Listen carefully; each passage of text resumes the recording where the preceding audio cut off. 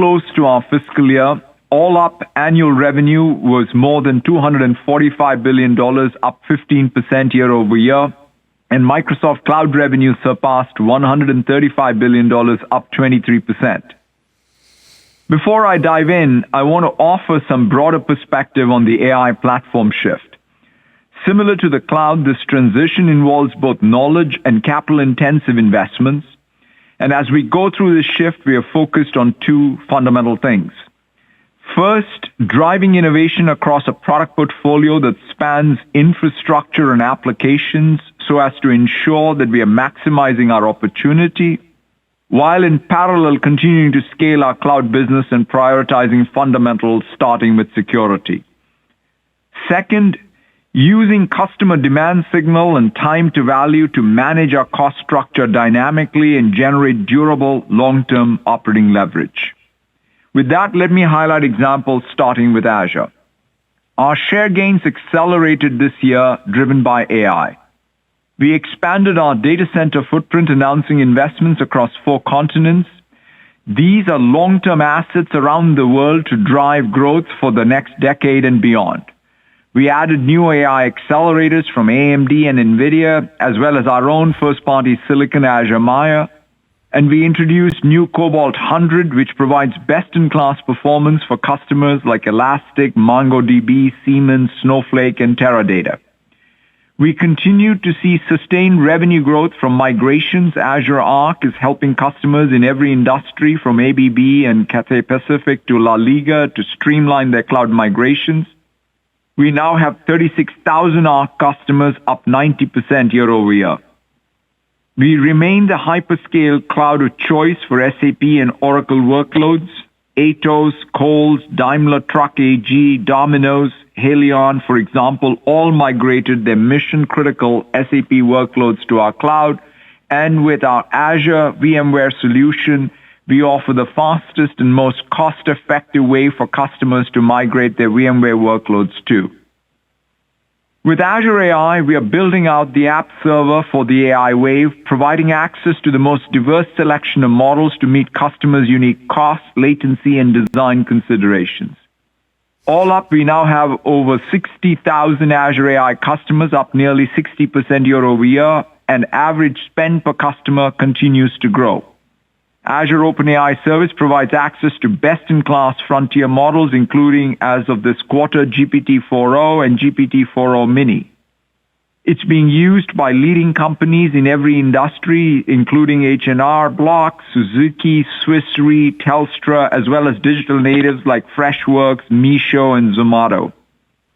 With 5.3, we offer a family of powerful small language models which are being used by companies like BlackRock, Emirates, Epic, ITC, Navy Federal Credit Union, and others. And with Models as a Service, we provide API access to third-party models, including, as of last week, the latest from Cohere, Meta, and Mistral. The number of paid Models as a Service customers more than doubled quarter over quarter, and we are seeing increased usage by leaders in every industry, from Adobe and Bridgestone to Novo Nordisk and Palantir. Now on to data. Our Microsoft Intelligent Data Platform provides customers with the broadest capabilities spanning databases, analytics, business intelligence, and governance, along with seamless integration with all of our AI services. The number of Azure AI customers also using our data and analytics tools grew nearly 50% year over year. Microsoft Fabric, our AI-powered next-generation data platform, now has over 14,000 paid customers, including leaders in every industry, from Accenture and Kroger to Rockwell Automation and Zeiss, up 20% quarter over quarter. And this quarter, we introduced new first-of-their-kind real-time intelligence capabilities in Fabric so customers can unlock insights on high-volume, time-sensitive data. Now on to developer tools. GitHub Copilot is by far the most widely adopted AI-powered developer tool.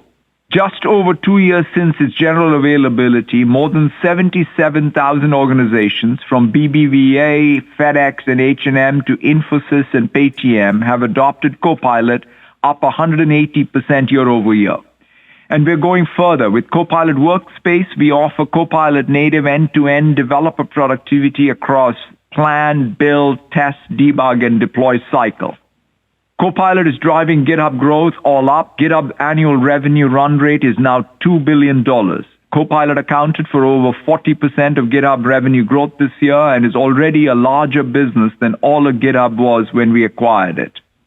We're also integrating generative AI across Power Platform, enabling anyone to use natural language to create apps, automate workflows, or build a website. To date, over 480,000 organizations have used AI-powered capabilities in Power Platform, up 45% quarter over quarter. In total, we now have 48 million monthly active users of Power Platform, up 40% year over year. Now on to future of work.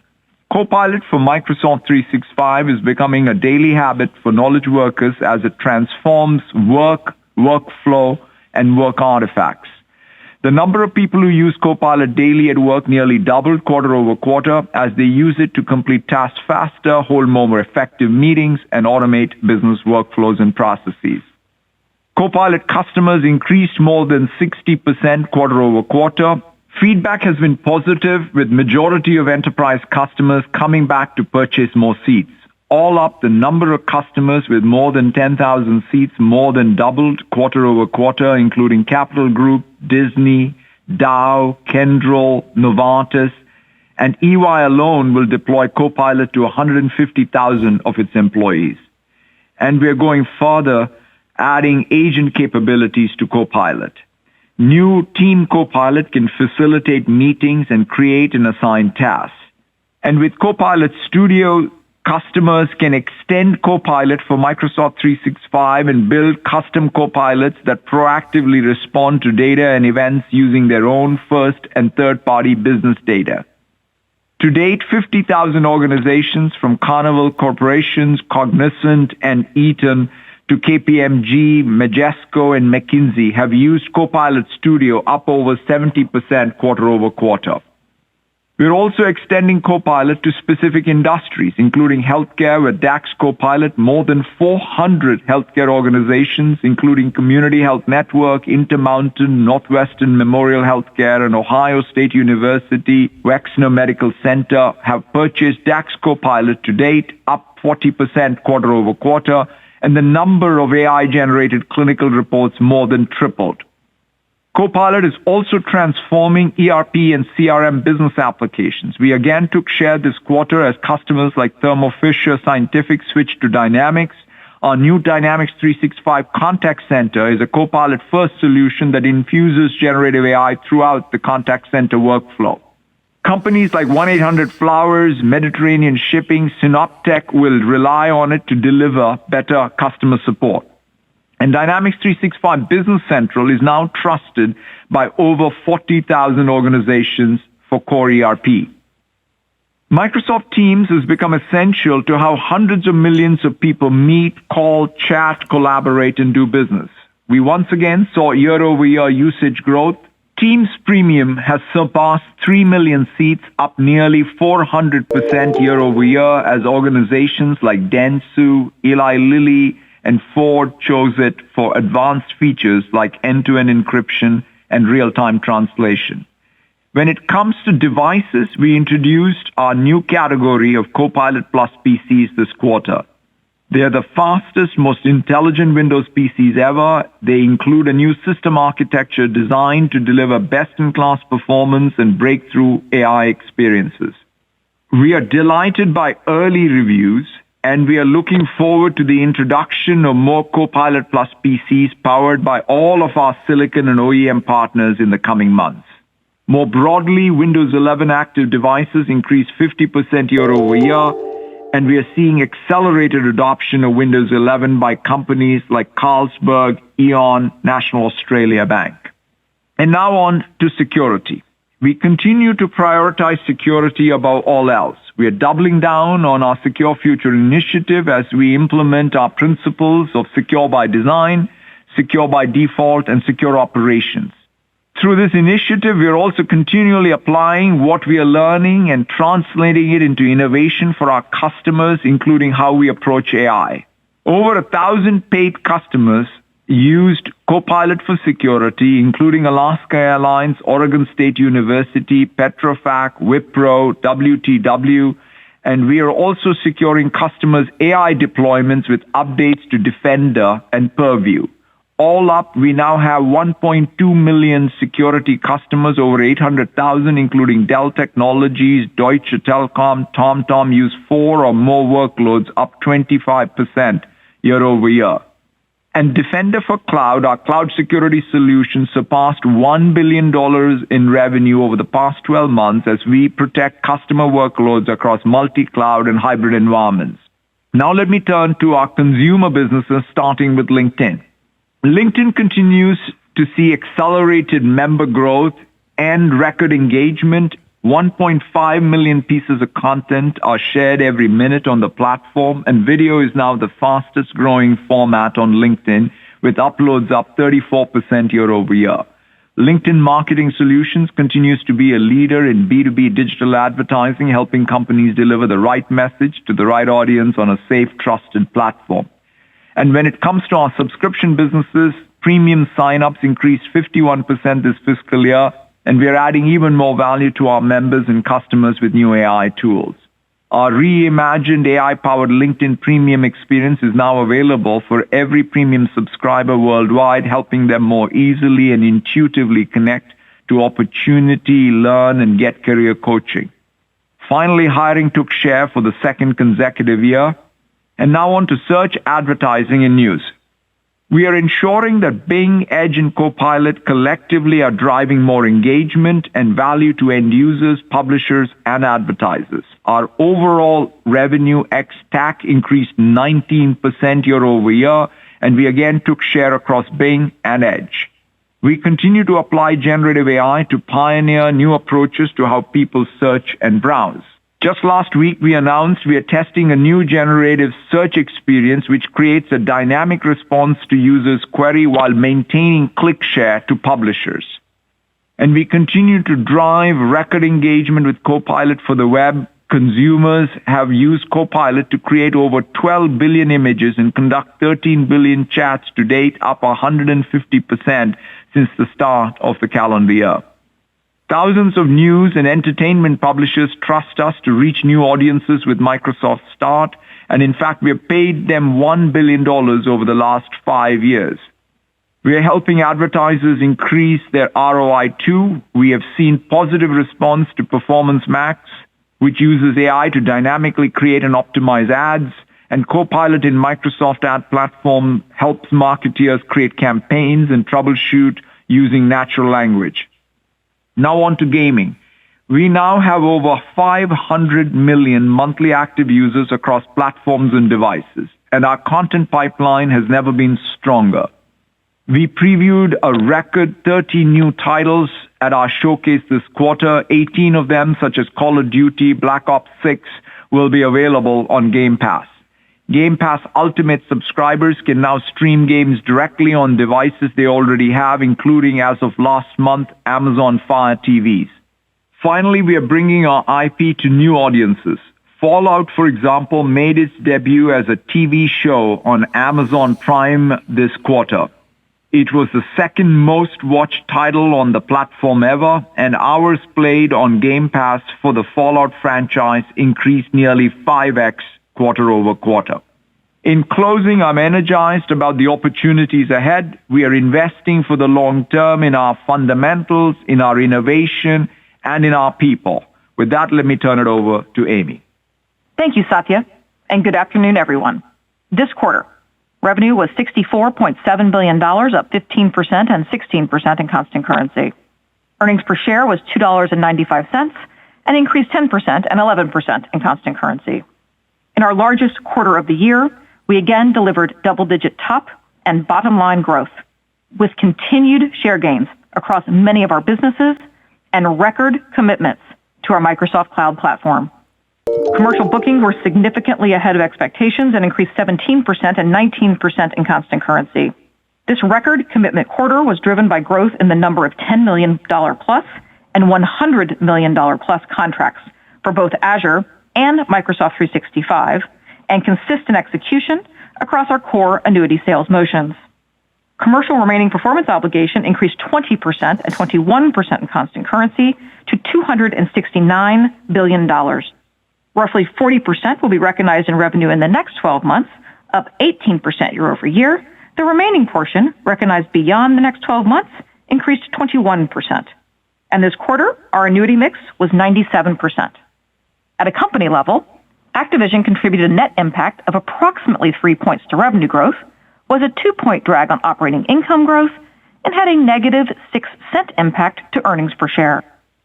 A reminder that this net impact includes adjusting for the movement of Activision content from our prior relationship as a third-party partner to first-party, and includes $938 million from purchase accounting adjustments, integration, and transaction-related costs. FX did not have a significant impact on our results and was roughly in line with our expectations on total company revenue, segment-level revenue, COGS, and operating expense growth. Microsoft Cloud revenue was $36.8 billion and grew 21% and 22% in constant currency, roughly in line with expectations. Microsoft Cloud gross margin percentage decreased roughly 2 points year over year to 69%, in line with expectations. Excluding the impact of the change in accounting estimate for useful lives, gross margin percentage decreased slightly, driven by sales mix shift to Azure, partially offset by improvement in Azure, even with the impact of scaling our AI infrastructure. Company gross margin dollars increased 14% and 15% in constant currency, and gross margin percentage decreased slightly year over year to 70%. Excluding the impact of the change in accounting estimate, gross margin percentage increased slightly, even with the impact from purchase accounting adjustments, integration, and transaction-related costs from the Activision acquisition. Operating expenses increased 13% with 9 points from the Activision acquisition. At a total company level, headcount at the end of June was 3% higher than a year ago. Operating income increased 15% and 16% in constant currency, and operating margins were 43%, relatively unchanged year over year. Excluding the impact of the change in accounting estimate, operating margins increased slightly, driven by the higher gross margin noted earlier, and improved operating leverage through continued cost discipline. Now to our segment results. Revenue from productivity and business processes was $20.3 billion and grew 11% and 12% in constant currency, slightly ahead of expectations, driven by better than expected results across all business units. Office commercial revenue grew 12% and 13% in constant currency. Office 365 commercial revenue increased 13% and 14% in constant currency, with ARPU growth primarily from E5 momentum, as well as Copilot for Microsoft 365. Paid Office 365 commercial seats grew 7% year over year, with installed base expansion across all customer segments. Seat growth was again driven by our small and medium business and frontline worker offerings, although both segments continued to moderate. Office commercial licensing declined 9% and 7% in constant currency, with continued customer shift to cloud offerings. Office consumer revenue increased 3% and 4% in constant currency, with continued momentum in Microsoft 365 subscriptions, which grew 10% to 82.5 million. LinkedIn revenue increased 10% and 9% in constant currency, driven by better than expected performance across all businesses. Dynamics revenue grew 16%, driven by Dynamics 365, which grew 19% and 20% in constant currency. We saw continued growth across all workloads and better than expected new business. Dynamics 365 now represents roughly 90% of total Dynamics revenue. Segment gross margin dollars increased 9% and 10% in constant currency, and gross margin percentage decreased roughly 1 point year over year. Excluding the impact of the change in accounting estimate, gross margin percentage decreased slightly, driven by Office 365 as we scale our AI infrastructure. Operating expenses increased 5%, and operating income increased 12% and 13% in constant currency. Next, the Intelligent Cloud segment. Revenue was $28.5 billion, increasing 19% and 20% in constant currency, in line with expectations. Overall, server products and cloud services revenue grew 21% and 22% in constant currency. Azure and other cloud services revenue grew 29% and 30% in constant currency, in line with expectations and consistent with Q3 when adjusting for leap year. Azure growth included 8 points from AI services, where demand remained higher than our available capacity. In June, we saw slightly lower than expected growth in a few European geos. In our per-user business, the enterprise mobility and security installed base grew 10% to over 281 million seats, with continued impact from moderated growth in seats sold outside the Microsoft 365 suite. Therefore, our Azure consumption business continues to grow faster than total Azure. In our on-premises server business, revenue increased 2% and 3% in constant currency. Growth was driven by demand for our hybrid solutions, although was slightly lower than expected transactional purchasing. Enterprise and partner services revenue decreased 7% on a strong prior year comparable for enterprise support services. Segment gross margin dollars increased 16% and gross margin percentage decreased roughly 2 points year over year.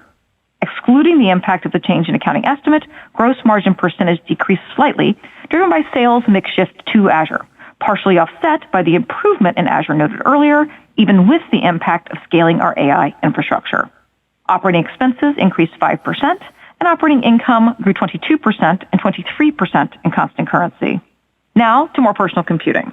Revenue was $15.9 billion, increasing 14% and 15% in constant currency, with 12 points of net impact from the Activision acquisition. Results were above expectations, driven by Windows Commercial and Search. The PC market was as expected, and Windows OEM revenue increased 4% year over year. Windows Commercial products and cloud services revenue increased 11% and 12% in constant currency, ahead of expectations due to higher in-period revenue recognition from the mix of contracts. Devices revenue decreased 11% and 9% in constant currency, roughly in line with expectations, as we remain focused on our higher margin premium products. While early days, we're excited about the recent launch of our Copilot Plus PCs. Search and news advertising revenue ex-TAC increased 19%, ahead of expectations, primarily due to improved execution. Healthy volume growth was driven by Bing and Edge. And in gaming, revenue increased 44% with 48 points of net impact from the Activision acquisition. Xbox content and services revenue increased 61%, slightly ahead of expectations, with 58 points of net impact from the Activision acquisition. Stronger than expected performance in first-party content was partially offset by third-party content performance. Xbox hardware revenue decreased 42% and 41% in constant currency. Segment gross margin dollars increased 21% with 10 points of net impact from the Activision acquisition. Gross margin percentage increased roughly 3 points year over year, primarily driven by sales mix shift to higher margin businesses. Operating expenses increased 43% with 41 points from the Activision acquisition. Operating income increased 5% and 6% in constant currency. Now back to total company results. Capital expenditures, including finance leases, were $19 billion, in line with expectations, and cash paid for PP&E was $13.9 billion. Cloud and AI-related spend represents nearly all of our total capital expenditures. Within that, roughly half is for infrastructure needs where we continue to build and lease data centers that will support monetization over the next 15 years and beyond. The remaining cloud and AI-related spend is primarily for servers, both CPUs and GPUs, to serve customers based on demand signals. For the full fiscal year, the mix of our cloud and AI-related spend was similar to Q4. Cash flow from operations was $37.2 billion, up 29%, driven by strong cloud billings and collections. Free cash flow was $23.3 billion, up 18% year over year, reflecting higher capital expenditures to support our cloud and AI offerings. For the full year, cash flow from operations surpassed $100 billion for the first time, reaching $119 billion. This quarter, other income expense was negative $675 million, more favorable than anticipated, with lower than expected interest expense and higher than expected interest income. Our losses on investments accounted for under the equity method were as expected. Our effective tax rate was approximately 19%, higher than anticipated due to a state tax law signed in June that was effective retroactively.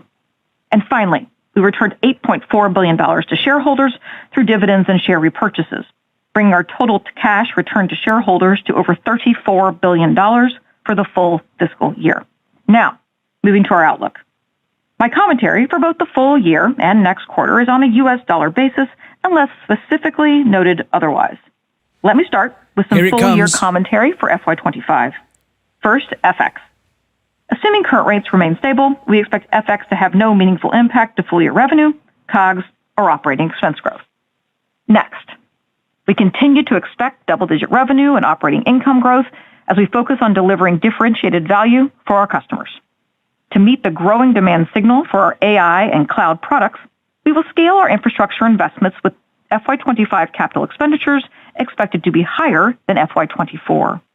As a reminder, these expenditures are dependent on demand signals and adoption of our services that will be managed through the year. As scaling these investments drives growth in COGS, we will remain disciplined on operating expense management. Therefore, we expect FY25 OPEX growth to be in the single digits. And given our focused commitment to managing at the operating margin level, we still expect FY25 operating margins to be down only about 1 point year over year. And finally, we expect our FY25 effective tax rate to be around 19%. Now, to the outlook for our first quarter. Based on current rates, we expect FX to decrease total revenue and segment-level revenue growth by less than 1 point. We expect FX to decrease COGS growth by less than 1 point and to have no meaningful impact to operating expense growth. In commercial bookings, increased long-term commitments to our platform and strong execution across core annuity sales motions should drive healthy growth on a growing expiry base. As a reminder, larger long-term Azure contracts, which are more unpredictable in their timing, can drive increased quarterly volatility in our bookings growth rate. Microsoft Cloud gross margin percentage should be roughly 70%, down year over year, driven by the impact of scaling our AI infrastructure. We expect capital expenditures to increase on a sequential basis given our cloud and AI demand, as well as existing AI capacity constraints. As a reminder, there can be quarterly spend variability from cloud infrastructure buildouts and the timing of delivery of finance leases. Next is segment guidance. In productivity and business processes, we expect revenue to grow between 10 and 11% in constant currency, or $20.3 to $20.6 billion US dollars. In Office Commercial, revenue growth will again be driven by Office 365 with seat growth across customer segments and ARPU growth through E5 and Copilot for Microsoft 365. We expect Office 365 revenue growth to be approximately 14% in constant currency. In our on-premises business, we expect revenue to decline in the mid to high teens. In Office Consumer, we expect revenue growth in the low to mid-single digits, driven by Microsoft 365 subscriptions. For LinkedIn, we expect revenue growth in the high single digits, driven by continued growth across all businesses. And in Dynamics, we expect revenue growth in the low to mid-teens, driven by Dynamics 365. For Intelligent Cloud, we expect revenue to grow between 18 and 20% in constant currency, or $28.6 to $28.9 billion US dollars. Revenue will continue to be driven by Azure, which, as a reminder, can have quarterly variability primarily from our per-user business and in-period revenue recognition, depending on the mix of contracts. In Azure, we expect Q1 revenue growth to be 28 to 29% in constant currency. Growth will continue to be driven by our consumption business, inclusive of AI, which is growing faster than total Azure. We expect the consumption trends from Q4 to continue through the first half of the year. This includes both AI demand impacted by capacity constraints and non-AI growth trends similar to June. Growth in our per-user business will continue to moderate. And in H2, we expect Azure growth to accelerate as our capital investments create an increase in available AI capacity to serve more of the growing demand. In our on-premises server business, we expect revenue to decline in low single digits as continued hybrid demand will be more than offset by lower transactional purchasing. And in enterprise and partner services, revenue should decline in the low single digits. In more personal computing, we expect revenue to grow between 9 and 12% in constant currency, or $14.9 to $15.3 billion US dollars.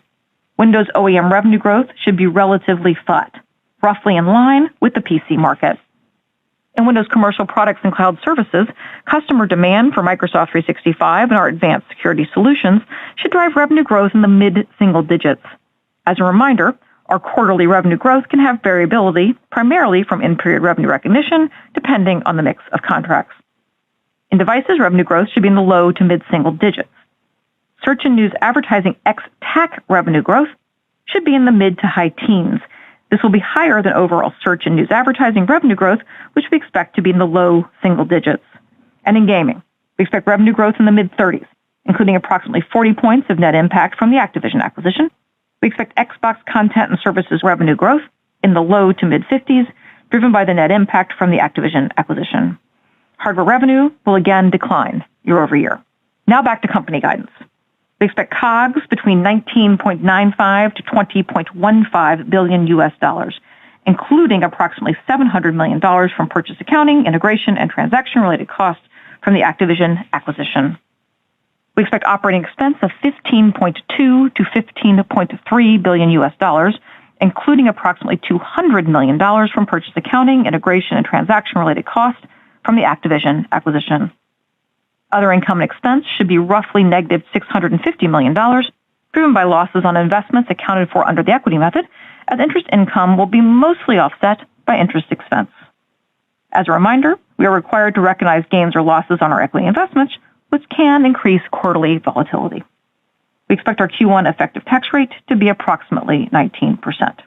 In closing, we remain focused on delivering innovations that matter to our global customers of every size. That focus extends to delivering on our financial commitments as well. We delivered operating margin growth of nearly 3 points year over year, even as we accelerated our AI investments, completed the Activision acquisition, S&P, and had a headwind from the change of useful lives last year. So as we begin FY25, we will continue to invest in the cloud and AI opportunity ahead, aligned and, if needed, adjusted to the demand signals we see. We are committed to growing our leadership across our commercial cloud and within that, the AI platform. And we feel well positioned as we start FY25. With that, let's go to Q&A, Brett. Fantastic. We'll now move over to Q&A. Out of respect for others on the call, we request that participants please tap the like button, folks. One question. Operator, can you please repeat your instructions? Ladies and gentlemen, if you would like to ask a question, please press I will be providing a chart video for Microsoft, how to trade it, and NVIDIA at the end of the show. You may press star 2 It'll be out about if you would an like to remove your hour after question the from show the finishes. queue.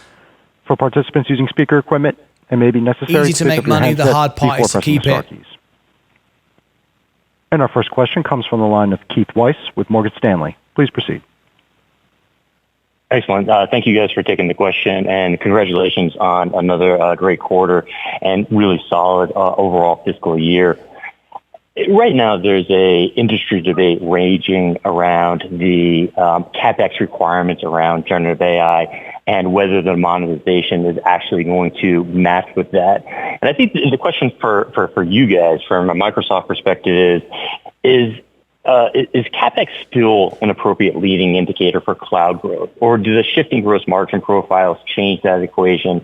Or said another way, maybe can you give us a little bit more help in understanding the timing between the CapEx investments and the yields on those investments? Thank you. Thank you, Keith. Let me start, and then Amy can add to this. I think I would say we primarily start right now from the demand side. What I mean by that is what's the product shape of the product portfolio? What we learned even from the cloud transition, which, as you know, Keith, was similar in the sense it was both a knowledge-intensive and a capital-intensive transition. We needed to have the product portfolio where there was the right mix of, I'll call it, infrastructure, meters, as well as SaaS applications. So that's the first thing that we are looking at. And how is that value landing with customers, and what's the growth rate? So when I think about what's happening with M365 Copilot as perhaps the best Office 365 or M365 suite we have had, the fact that we're getting recurring customers or customers coming back buying more seats, so GitHub Copilot now being bigger than even GitHub when we bought it, what's happening in the contact center with Dynamics. So I would say, and obviously the Azure AI growth, that's the first place we look at. That then drives bulk of the CapEx spend. Basically, that's the demand signal. Because you got to remember, even in the capital spend, there is land and there is data center build, but 60+% is the kit. That only will be bought for inferencing and everything else if there is demand signal, right? So that's, I think, the key way to think about capital cycle even. The asset, as Amy said, is a long-term asset. I was spot which on. Is land and the data center, which, by the way, we don't even construct Our things prediction fully. was spot on. We even have things which are semi-constructed, we call cold shells and so on. So, good luck, everybody. We know how to manage our CapEx spend to build out a long-term asset. And a lot of the hydration of the kit happens when we have the demand signal. There is definitely spend for training.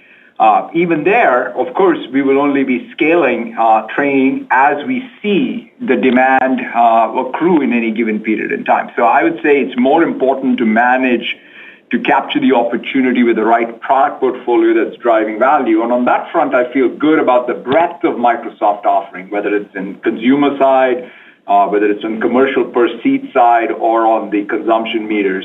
That's, I think, the fundamental driver.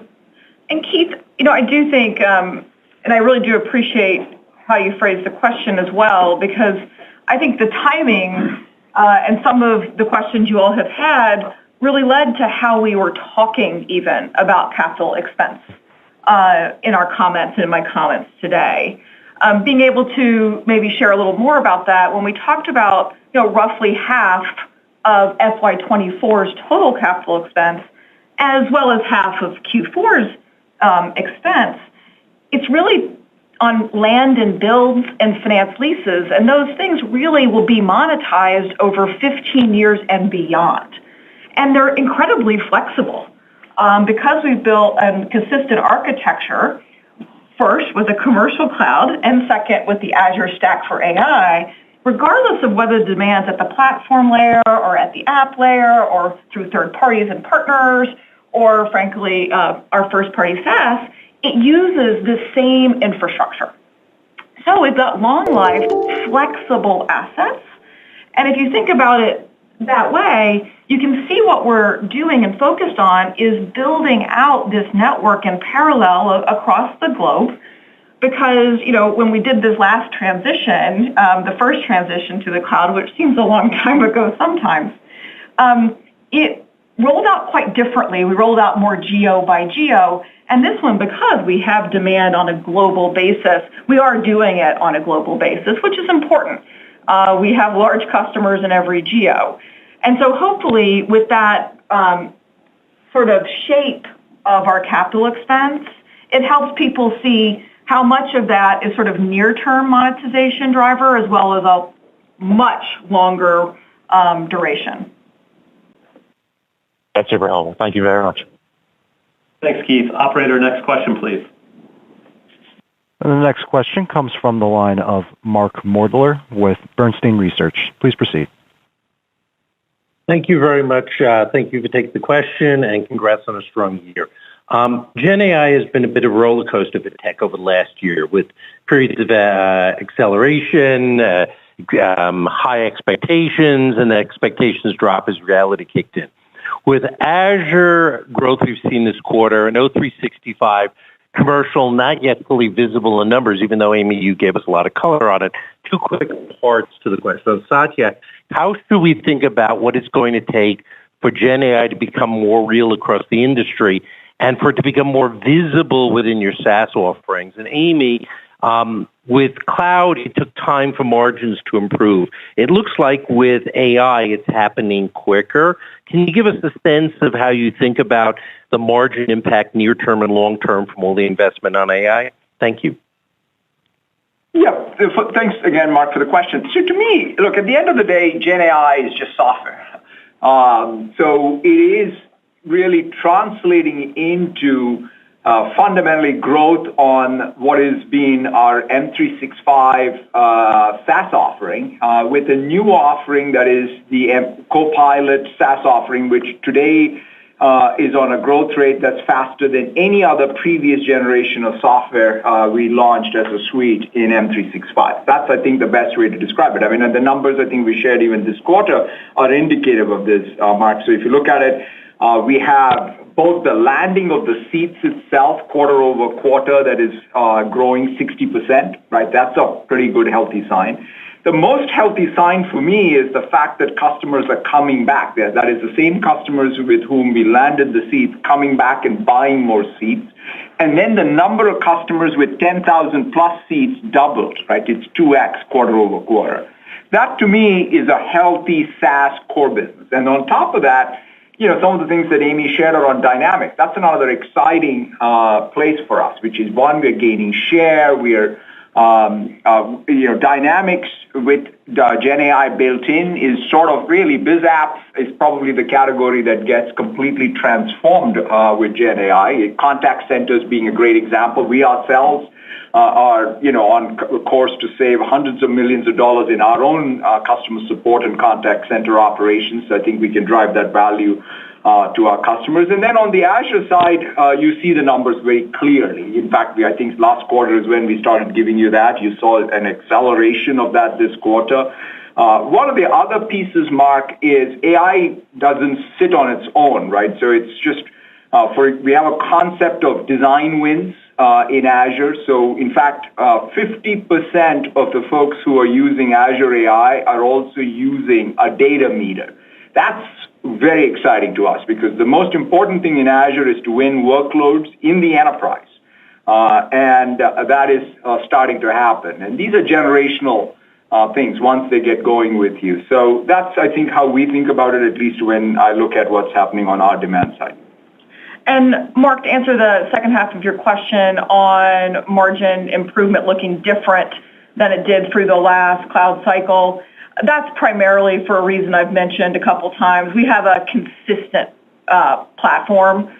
So because we're building to one Azure AI stack, we don't have to have multiple infrastructure investments. We're making one. We're using that internally, first party, and that's what we're using with customers to build on as well as ISVs. So it does, in fact, make margins start off better and obviously scale consistently. Thank you. Thanks, Mark. Operator, next question, please. The next question comes from the line of Kash Rangan with Goldman Sachs. Please proceed. Hi, thank you very much, and congrats on a great fiscal year ending.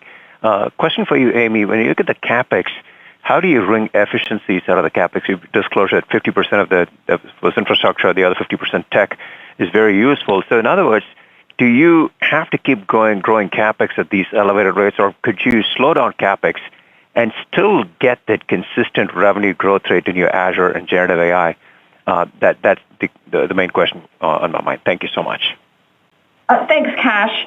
That's a very good question. There's really two pieces, I think, as I heard your question that I would reflect on.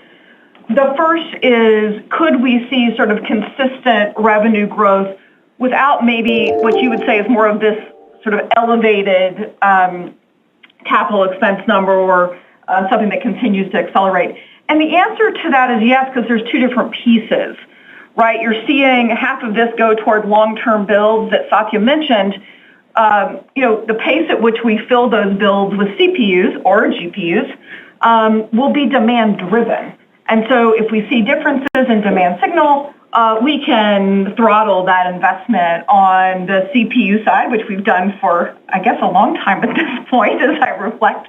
And we'll use all that same learning and demand signal understanding to do the same thing on the GPU side. And so you're right that you could see relatively consistent revenue patterns and yet see these inconsistencies in capital spend quarter to quarter. The other thing I would note, Kash, is you'll also notice there's a sort of growing distinction between our CapEx number and on occasion the cash that we pay for PP&E. And you're going to start to see that more often in this period because it happens when we use leases. Leases sort of show up all at once, and so you'll see a little bit more volatility. I've mentioned that in my comments before, but I mention it again just because you're starting to see that distinction in my comments, and hopefully that's helpful context. Just one other thing, Amy, if I wanted to add. I think as people think about capital spend, I think it's important separate out leases from build. And when it comes to build, I think it's important for us to think about it in terms of what's the total percentage of cost that goes into each line item. Land, which obviously has a very different duration and a very different lead time. So those are the other two considerations. We think about lead time and duration of the asset. Land, network, construction, the system or the kit, and then the ongoing cost. And so if you think about it that way, then you know how to even adjust, if you will, the capital spend based on demand signal. Thank you. It was triggered by the jump in CapEx, and as Amy pointed out, you're guiding to accelerating Azure revenue growth rate, which I guess follows the CapEx surge. Thank you so much once again. Thanks, Kash. Operator, next question, please. The next question comes from the line of Brent Thill with Jefferies. Please proceed. Thanks. Amy, the magnitude of beat this quarter was a little lower than we've seen in the past. Was there anything unusual on sales cycles or close rates that you saw? Thanks. Thanks, Brent. Actually, no. As I was talking on the quarter, commercial bookings were much better than we expected going into the quarter. Commitments were very good. Execution across both the core sort of annuity renewal motion was good as expected. The larger long-term commitments were better than we expected. So, Brett, I would not say there was anything really unusual in how I thought about and what we saw in our commercial execution through the quarter. Great, thank you. Thanks, Brett. Operator, next question, please. The next question comes from the line of Karl Keirstead with UBS. Please proceed. Okay, great. So maybe I'll direct this to Amy. Amy, I know when you set your Azure guidance, you're always looking to meet or beat the high end. The 30% you put up in the June quarter, amazing number given the scale of Azure, but it did come in at the low end of your range. And I just love for you to maybe elaborate on the delta. I guess as I reflect on what you've said in your comments, there's two things that I heard you say. One, it sounded like there's persistent capacity constraints that you think might get alleviated in the second half. And then secondly, you mentioned perhaps some modest softness in Europe. I presume that's a little bit more economic rather than Azure specific. Is that the right way to frame the performance in the quarter? Thank you. Thanks, Carl. Yes, that's exactly right. Maybe I'll just repeat it just so people can hear it in my words as well. To that 30 to 31% guide for Q4 and coming in at the lower end at 30. You're exactly right. The distinguishing between being at the higher end or at the lower end really was some softness we saw in a few European geos on non-AI consumption. Really, made the difference in that number, and we've assumed that going forward into H1, inclusive of my guide in 28 to 29 going forward. And then let me separate, which was your larger point, which is what are the other factors you see ongoing. Number one, you're right, capacity constraints, particularly on AI at Azure, will remain in Q4 and will remain in H1. So hopefully that's helpful. Yeah. Thank you, Amy. Thanks, Carl. Operator, next question, please. The next question comes from the line of Brad Zelnick with Deutsche Bank. Please proceed. Great. Thank you very much. Amy, with Azure demand once again greater than available capacity, I appreciate the CapEx investments and the build-out and acceleration you expect in the back half. But as we think about cloud capacity and AI services specifically, can you talk about both the near-term and long-term strategy around the AI partnerships that you're signing with the likes of Oracle and CoreWeave, for example? Thank you. Thanks, Brad. Maybe separate a couple of things. We are, and we've talked about I think now for quite a few quarters, we are constrained on AI capacity. And because of that, actually we've, to your point, have signed up with third parties to help us as we are behind with some leases on AI capacity. We've done that with partners who are happy to help us extend the Azure platform to be able to serve this Azure AI demand. And you do see us investing quite a bit, as we've talked about, in builds so that we can get back in a more balanced place. Yeah, I mean, to me, it's no different than leases that we would have done in the past. You could even say sometimes buying from Oracle, maybe even more efficient leases because they're even shorter date. Excellent. Thanks for the color. Thanks, Brad. Operator, next question, please. The next question comes from the line of Mark Murphy with J.P. Morgan. Please proceed. Thank you very much. With a couple quarters of Copilot for M365 availability under your belt now, how are you assessing the capability of Copilots to replicate the productivity gains that they've created for developers, which seem to be very high, and to do something similar for the broader population of knowledge workers? For instance, you're mentioning the 10,000 seat deals, the repeat purchases. Is it possible to eventually see Copilot penetration rates equally high in Office as they will be in GitHub? Yeah, that's a great question. In fact, the GitHub design system and the GitHub Copilot workspace design system, which now, for example, you start with an issue, you create a plan, from a plan you create a spec, or you create a spec, and from a spec you create a plan, and then you go operate across the full repo.